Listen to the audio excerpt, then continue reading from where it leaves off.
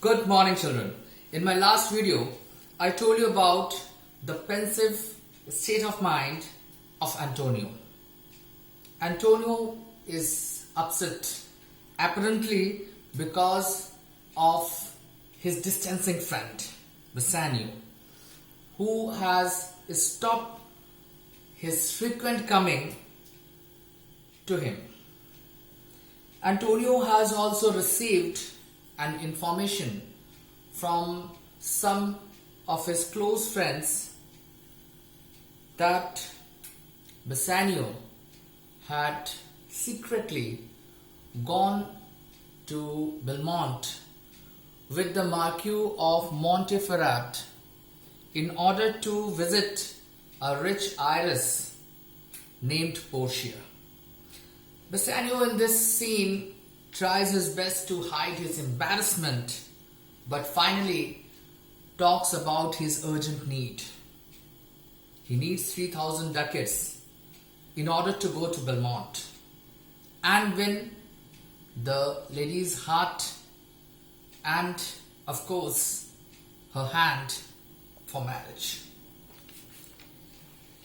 In scene 2, in the same way, Portia is found terribly depressed, worried and sad. She is worried about her future as she feels that her chance of marrying the special person of her life, Bassanio, is dismal. A large number of suitors from all corners of the world have already arrived. We all know that she has inherited a huge amount of wealth from her dead father. Her father, before dying, left a will that his daughter will be married only by a casket ceremony. Warriors from all corners are invited to try their luck in this ceremony. They have to select the right casket out of the three, which is gold, silver and lead. Now, Portia is also bound by an oath, which is, if any suitor selects the casket containing her portrait, she is bound to marry that person, no matter how much dislike she has in her heart, how much ugly and bad she feels about that person. She has to marry that man. Still, she has not seen Bassanio's face, whom she expects to be there. So let's find out in this scene, Act 1, Scene 2, what else is happening here. So in this scene, we'll talk about some very important lines and their explanation. Scene 2, Belmont, a room in Portia's house. Enter Portia and Nysa. Portia, by my troth, Nysa, my little body is aweary of this great world. Portia outrightly has spoken to Nysa. Nysa, she is her close mate, come attendant. In fact, she and Portia, Nysa and Portia, they are very close. Nysa, we all know, is Portia's attendant, but they share some secrets. So Portia is sharing her secret. She is telling that she is very much tired of this world, very frustrated. To that, Nysa tells her that certainly the reason of your frustration is nothing else but your huge wealth, your excessive beauty and immense intelligence.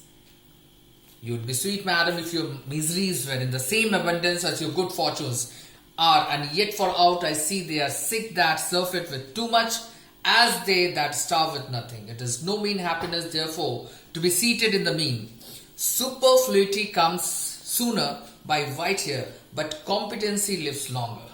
So, Nyssa outrightly tells Portia, very wittily, quite obviously, she has decision for Portia, and she tries to tell her that one who is overfed is equally sick as who does not have anything to eat. So those who eat just enough feel very comfortable and relaxed. Remember, Portia's too much wealth, intelligence and beauty makes her extremely popular, and that creates the trouble. People from all corners of the world want to marry her. So, in order to be happy, you need just enough money or whatever thing we have in our life. Portia should have just enough wealth, just enough intelligence, just enough beauty in order to make her happy, which she presently is lagging. Next, Nyssa tries to convince Portia, especially here, your father was ever virtuous, and holy men at their death have good inspirations. Therefore, the lottery that he had devised in this 3 chests of gold, silver, and lead, whereof who chooses his meaning chooses you, will no doubt never be chosen by any rightly, but one who shall rightly love.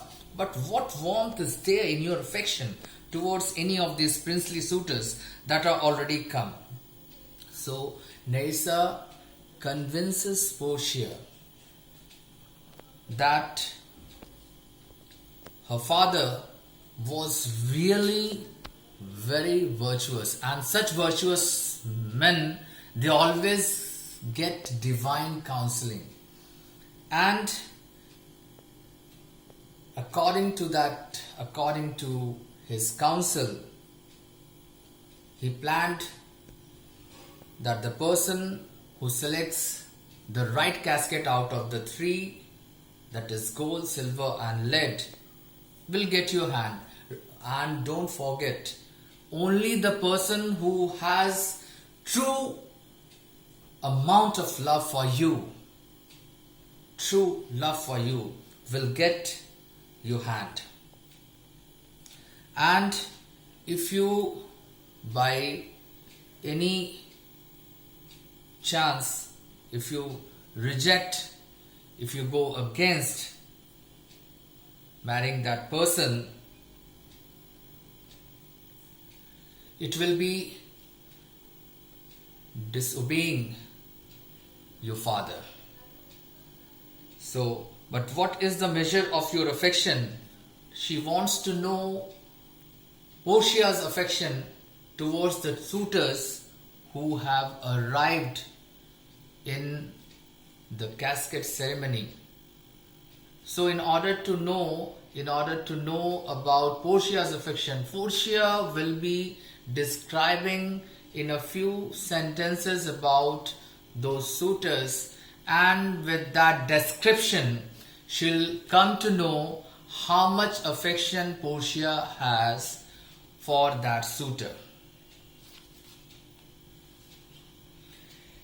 So first it is Count Palatine. For Count Palatine, Portia says that he knows nothing, but he frowns.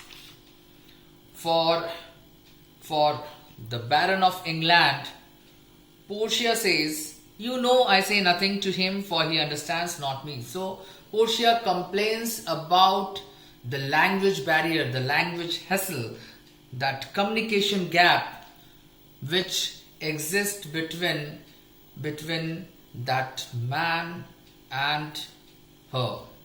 So there is no scope, there is no chance of thinking that person to be her husband. Neisa then asks about Munzolibon. Portia has a very funny description about this man. She says that Munzolibon is a little horse. Why? Because this gentleman always talk about his horse. He is always engaged in the thought of his horse. What he will be doing after marrying, she wonders. Next comes the Scottish lord.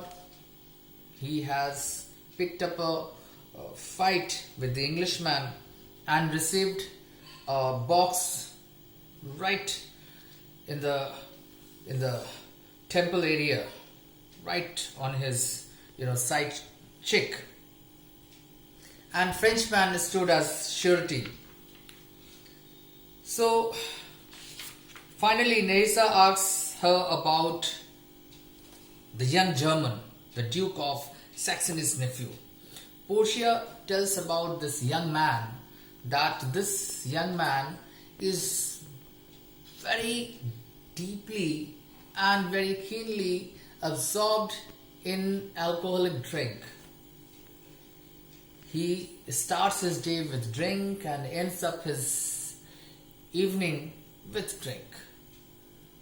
So when he is at his best, he is a little worse than a human being, and when he is at his worst, he is a little better than a wild animal.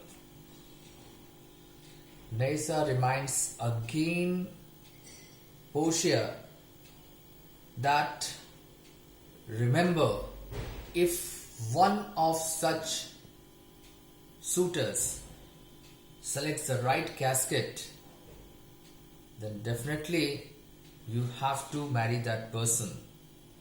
And if you refuse, it will be refusing your father's will. To that Portia tells her very frankly, therefore for fear of the worst, I pray thee set a deep glass of Rhenish wine on the contrary casket. For if the devil be within and that temptation without, I know he will choose it.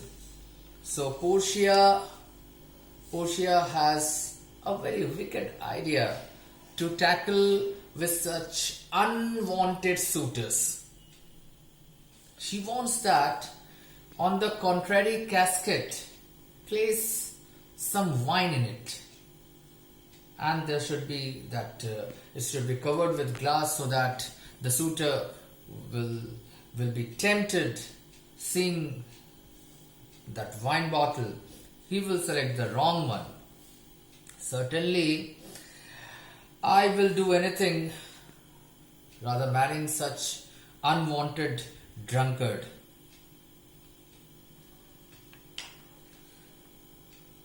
Finally, Portia is relieved by Nerissa when she hears from her that all the suitors, all the 6 suitors, after listening to the 3 conditions, first, they are not allowed to share the secret of which casket they have selected.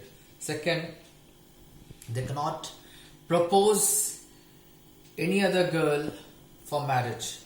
And third, if they fail, if the suitor fails, he will have to leave that place without any argument.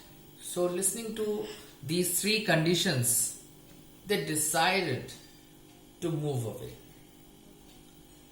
without bothering Portia. So Portia is a little relieved, but she is more upset to hear about the arrival of another suitor. So she is really in a mood to be happy, but the arrival of this unwanted suitor who is not Bassanio had taken away that happiness, stolen away her happiness. So, with that, we end Act 1, Scene 2. In the next video, I'll summarize Act 1, Scene 3 and Act 2, Scene 1. So, with more fun and energy, I'll meet you in my next video. Till then, stay safe.